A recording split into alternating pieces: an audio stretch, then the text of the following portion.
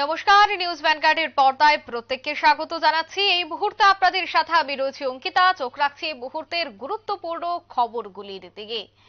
শিক্ষক দুর্নীতি মামলা, যাকে কেন্দ্র করে বাংলায় আজ থেকে 2 বছর আগে থেকেই প্রতিনিয়ত উত্তাল ছিল গোটা দেশ। ইডির একের পর এক বিভিন্ন জায়গায় তল্লাশি, এবং আজ সকালেও বাংলার বিভিন্ন জায়গায় ইডি তল্লাশি চালায় এবং সেখানে শিক্ষক নিয়োগ দুর্নীতি মামলায় বাংলায় ফের গ্রেফতার প্রসন্ন রায় এবং প্রাথমিক শিক্ষক নিয়োগ দুর্নীতি মামলায় ইডির হাতে গ্রেফতার হন তিনি।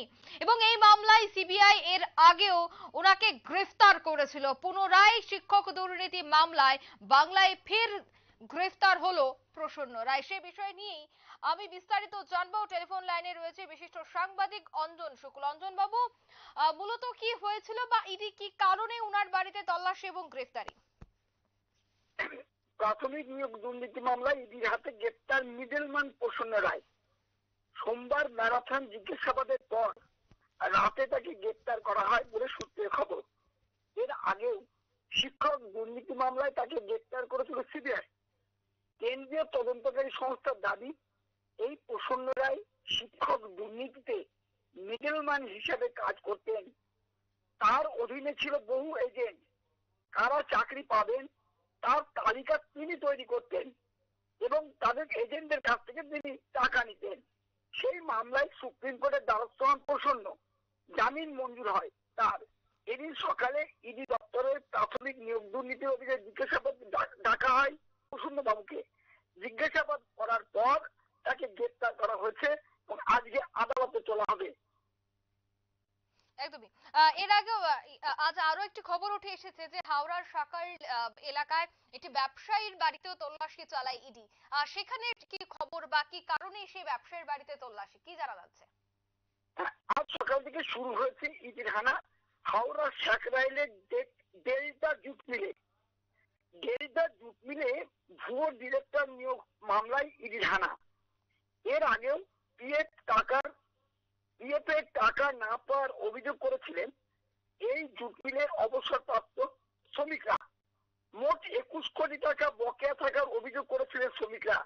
সেই অভিযোগের ভিত্তিতেই শুরু হয়েছে ইডি তদন্ত। সকাল থেকে চলছে ইডি তল্লাশি এই ডেল্টা জুট মিলে ডিরেক্টরের বাড়িতে। ধন্যবাদ অঞ্জন বাবু। ইতিমধ্যে আজ সকাল থেকে পুনরায় বাংলা ইডির হানা এবং সে বিষয়ে হাওড়ার সাকার এলাকায় যে ইডি এক ব্যবসায়ীর বাড়িতে তল্লাশি চালিয়েছে, দেখাবো সেই চিত্র এবং গোটা বিষয়টি সংশ্লিষ্টরা কি বলছেন শোনাবো।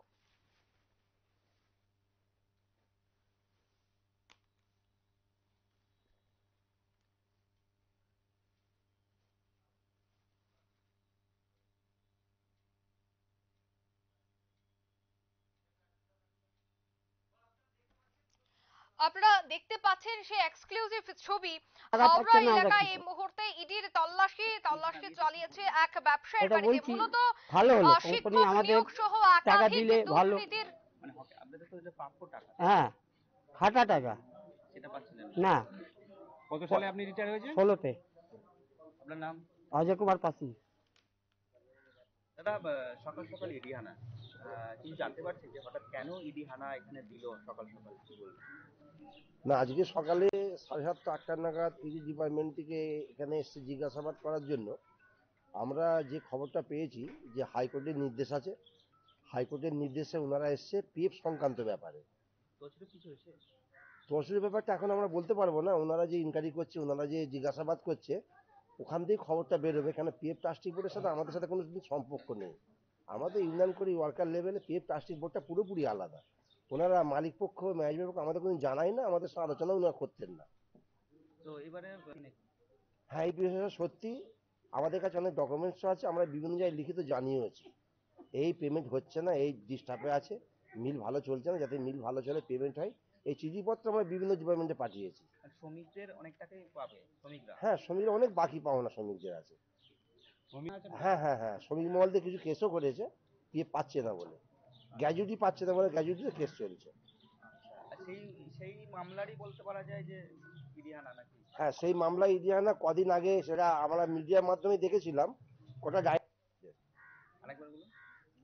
এই যে ব্যাপারটা যে কোর্টের যে হস্তক্ষেপ হচ্ছে, আমাদের মনে হচ্ছে এটা শ্রমিকদের খুব ভালো হবে। তার কারণ যে সরকার যে দায়িত্বটা নিচ্ছে, শ্রমিকরা যে বঞ্চিত হচ্ছিল, যে পাওনা দিয়ে অসুবিধা হচ্ছিল, কিছু শ্রমিক কেস করেছে, কেসের মাধ্যমেই আজকে কয়েকদিন আগে আমরা নিজের মাধ্যমে দেখেছিলাম যে 5টা ডাইরেক্টরকে ওখানে কোর্টে আটকে রেখে ইডির তলব হয়েছিল জিজ্ঞাসাবাদ করার জন্য। আজকেও সকাল দেশে পিএফ সংক্রান্ত ব্যাপারটাই কিন্তু ওনারা এসে জিজ্ঞাসাবাদ করছে। আশা করছি আমরা আপনারা শুনলেন তাদের বক্তব্য। মূলত ইতিমধ্যেই বাংলা জুড়ে বিভিন্ন দুর্নীতির অভিযোগ তুলে ইডি তল্লাশি চালাচ্ছে, ব্যবসায়ী বা কোথাও মন্ত্রীদের বাড়িতে তল্লাশি, আবার কোথাও বিধায়কের বাড়িতে তল্লাশি। ইতিমধ্যেই শিক্ষক নিয়োগ দুর্নীতি মামলায় বাংলায় ফের গ্রেফতার হয়েছেন প্রসন্ন রায়। এর আগেও ওনাকে সিবিআই এর হাতে গ্রেফতার করা হয়েছিল, পুনরায় আবারও আজ ওনাকে গ্রেফতার করা হয়েছে। এছাড়া এক ব্যবসায়ীর বাড়িতেও ইডির হানা। মূলত একেবারে লোকসভার প্রাক মুহূর্তেই বিভিন্ন জায়গায় কিন্তু ইডি একেবারে তৎপর হয়ে তল্লাশি জারি রাখছে। নিয়ে নিচ্ছে ছোট্ট একটি বিজ্ঞাপন বিরতি, সঙ্গে থাকুন।